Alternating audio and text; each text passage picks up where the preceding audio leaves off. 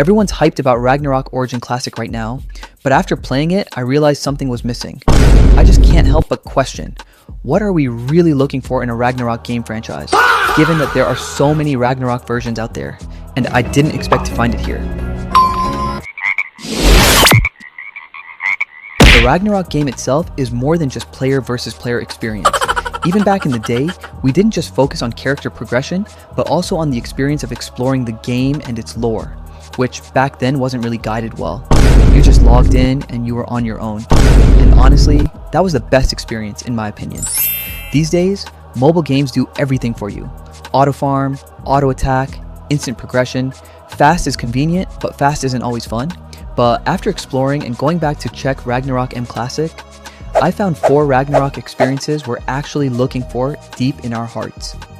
After revisiting Ragnarok M Classic, I realized there are a few experiences that hit the feels, and these are the things that remind you why we fell in love with Ragnarok in the first place. Here are the ones that stood out the most. Number 1. The lore.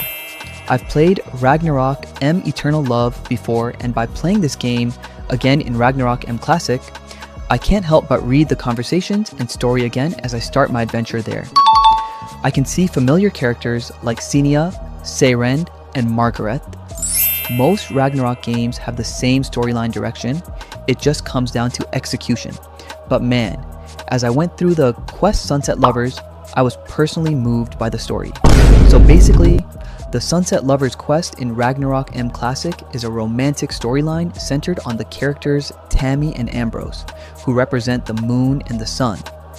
Their story is bittersweet and sad because they can only see each other for a short period of time, similar to the transition between day and night. I can't say they were cursed or something, but who's cutting onions at the back? Number 2, catching pet system.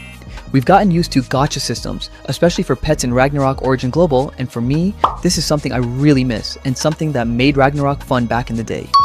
You know how rare it was to get a pet item to lure and catch your favorite monster. In my case, it was Yo-Yo. Luckily, I got its taming item, so I went for it. I was lucky to get one Yo-Yo on my first try, I just failed to record it. After that, I wasted all 7 of my taming items, which I could have used to increase intimacy. Anyway, for me, that's one of the missing things we loved in Ragnarok. Comment down below if you agree. Number 3, we still hate Holgrichen. I mean, like in every Ragnarok game, we'll eventually encounter the refining system. What really stood out to me in ROMC is there's no safety refine. I had my bow at +7. Then it suddenly dropped to +3, and yeah, it even broke. I know a lot of people hate that NPC, but honestly, that kind of risk is exactly what I've been looking for in a Ragnarok game. Risk is fun, right? Number 4, immersive world and graphics. There's really no perfect Ragnarok game. We all have our own preferences at the end of the day, but from my experience with ROMC, what stood out to me the most is how immersive it feels. Like, even just walking around Prontera, it actually feels big. I found myself just exploring for a bit instead of rushing quests. Even the South Prontera gate looks really good, and the third-person view honestly makes everything feel more alive. And Islud, I don't know, I just really like the sunset there. It's a small thing, but it adds to the vibe. What I also liked is that the exploration side is still there. You can still do stuff like taking photos of areas and monsters, and for me, that just makes the world feel more interactive. There's no best Ragnarok game for everyone, but personally, this felt closer to the kind of Ragnarok experience I've been looking for. Something that feels alive, not just something you rush through. If you made it this far, I hope this gave you an idea of what to expect.